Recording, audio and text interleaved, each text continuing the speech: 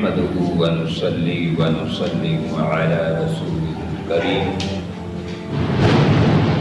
أما بعد فأعوذ بالله من الشيطان الرجيم بسم الله الرحمن الرحيم واعلموا أنما غنمتم من شيء فأن لله خمسه وللرسول ولذي القربى واليتامى والمساكين وابن السبيل صدق الله العظيم وصدق رسوله النبي الكريم اللهم صل على سيدنا ومولانا محمد وعلى آل سيدنا وأصحاب سيدنا ومولانا محمد وبارك وسلم وصلوا عليه. پیارے دوستو، کافی عرصہ سے خواہش تھی کہ میں آپ حضرات سے مخاطب ہوں، اور اب میں کوشش کر رہا ہوں کہ اسلام کے جو اراکین ہیں، ارکان اسلام جو خمسہ ہیں، یعنی ان سب آل پلرز آف اسلام پر میں بات چیت کروں، یعنی نماز، روزہ، حج، زکوٰۃ، ان سب چیزوں پر لب کشائی کروں اور آپ کی خما خراشی کروں، سما خراشی کروں.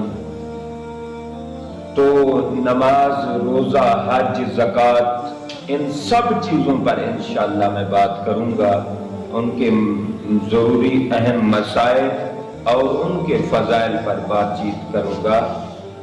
تو میں خواہش یہ رکھتا ہوں کہ اللہ کرے زندگی میں ایک وقت آئے کہ مجھے اللہ پاک ٹائم دے، توفیق دے اور اپنے لطف و کرم جاری و ساری فرمائے. انشاءاللہ ہر ٹاپک پہ بات کروں گا، ہر ٹاپک پہ اپنے انداز سے بات آپ تک کروں گا اور آپ سے مخاطب ہوں گا. پیارے دوستو، آج کی گفتگو میں زکوٰۃ کے حوالے سے کرنا چاہتا ہوں. زکوٰۃ کے ضروری مسائل، فضائل، مختلف سٹیپس میں، مختلف کلپس میں، مختلف ویڈیوز میں آپ تک، مختلف ایپیسوڈ کی صورت میں آپ تک پہنچاؤں گا. انشاءاللہ اللہ رب العالمین توفیق عطا فرمائے اور آپ دوستوں کی دعائیں اور شفقتیں اور مہربانیاں میرے ساتھ شامل حال رہیں. انشاءاللہ یہ ضرور ہوگا. تو رب ذوالجلال نے 10ویں سپارے میں قرآن مجید میں ارشاد فرمایا وَاعْلَمُوا أَنَّمَا غَنِمْتُم مِّن شَيْءٍ فَأَنَّ لِلَّهِ خُمُسَهُ. فرمایا جان لو تم کہ بے شک مال غنیمت میں سے جو چیز تمہارے ہاتھ میں آ جائے فَأَنَّ لِلَّهِ خُمُسَهُ، فرمایا بے شک اللہ کے لیے اس کا 5واں حصہ ہوگا.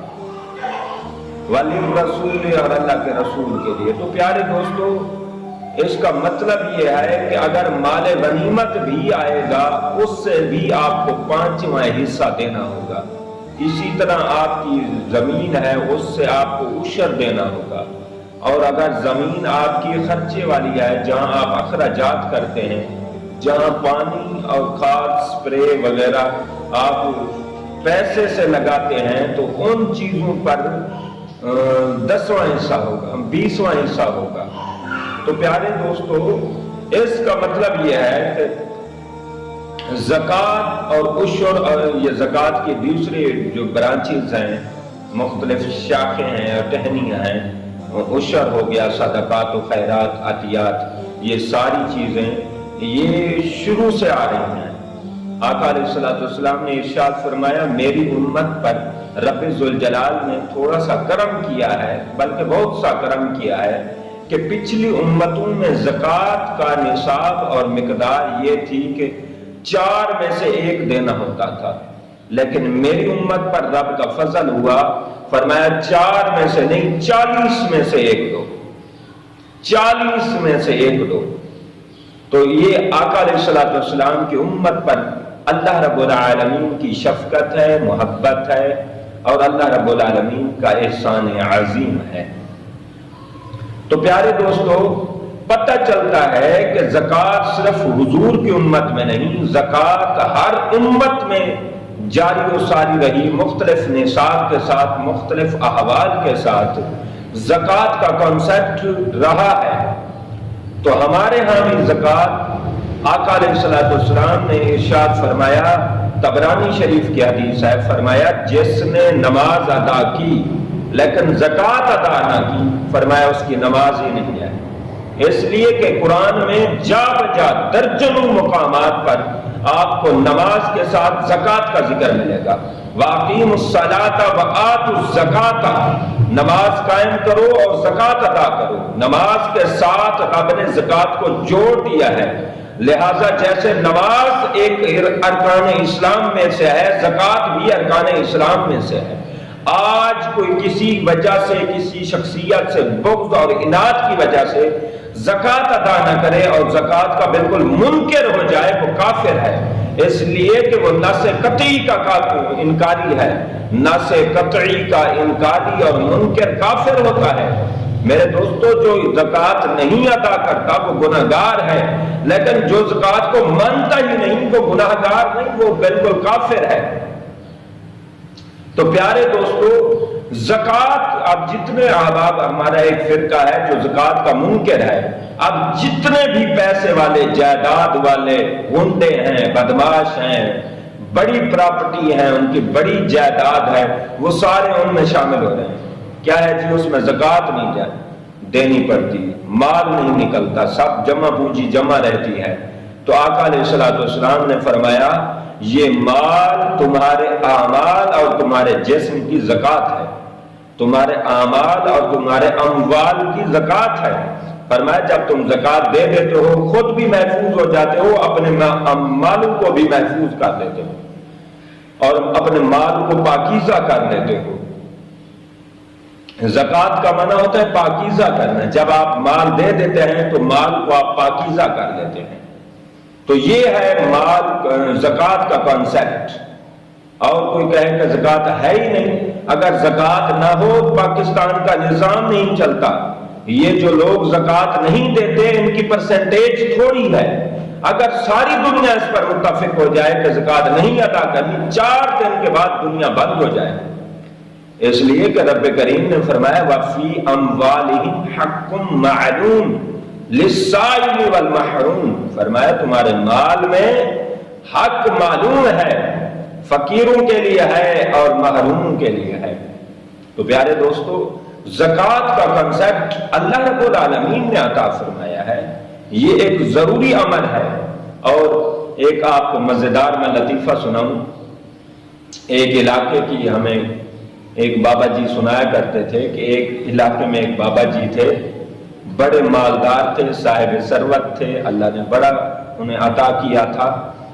وہ کیا کرتے، سال بعد علماء کرام نے جب بتایا نا زکوٰۃ کا نصاب اور زکوٰۃ کا سارے مسائل، تو وہ بابا جی کیا کرتے، اپنی ساری زکوٰۃ جو پیسوں کی بنتی نا وہ سارے پیسے اکٹھے کر کے جمع کر لیتے اور اس کو کیا کرتے، ایک بالٹی، بڑی بالٹی لے لیتے، اس میں ڈال دیتے، پیسے بالٹی میں ڈالتے اور اوپر سے گندم ڈال دیتے، یعنی پیسے اوپر گندم آ جاتی، پیسے نیچے چھپ جاتے، لاکھوں روپے زکوٰۃ۔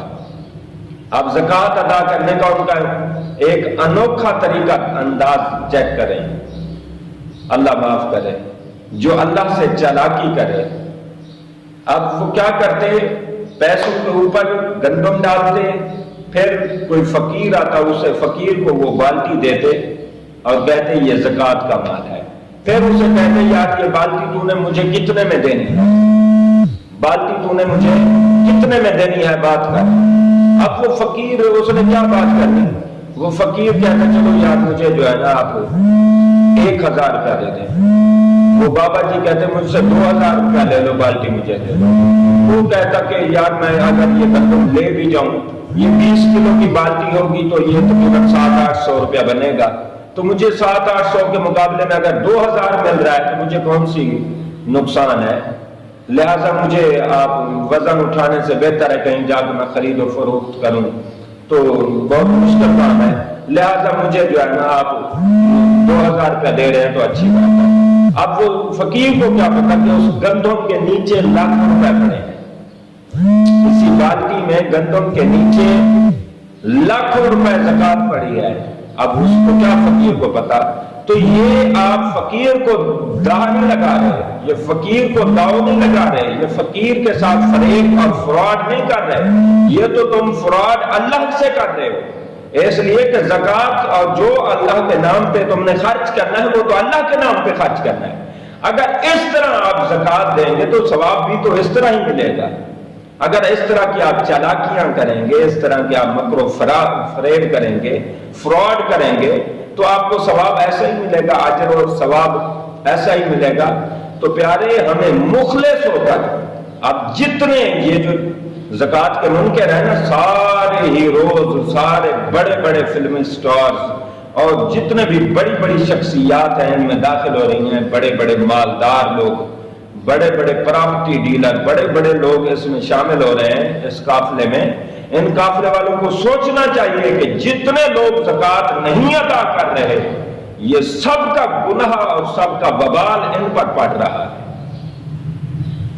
तो इंशाअल्लाह हम अगली किस्तों में मजीद ज़कात पर इंशाअल्लाह बात करेंगे और खुल के बात करेंगे और कई हमारी एपिसोड बनेंगी, लेकिन हम ज़कात का एक दफ़ा मसला क्लियर करेंगे, फिर हम नमाज की तरफ आएंगे, फिर हज की तरफ, फिर सारे अरकान इस्लाम की तरफ। हमने किताब सौम यानी रोज़ा जो इस्लामी अरकान में से एक रुकन है, हमने रोज़े पर हमने बड़ी तफसील से बात कर दी है। वो हमारी आईडी पे, हमारे यूट्यूब चैनल पे इस्लाम जिंदाबाद, आप जहाँ भी चेक करें आपको मिलेगा। व्हाट्सएप पर और ये यूट्यूब पर, फेसबुक पर, इंस्टाग्राम, टिकटॉक और ये सारी चीज़ों पे, ट्विटर पे आपको ये चीज़ें दस्तयाब हैं। आप इससे फ़ायदा उठाएं, हमारी लिए दुआएं करें और अल्लाह रब्बुल आलमीन से मेरी दुआएं हैं, हमेशा मैं आपके लिए दुआ गो रहता हूँ। अल्लाह पूरी मुसलमानों को और पूरी दुनिया को अमन सलामती अपनी लुत्फ़ करम से हमारा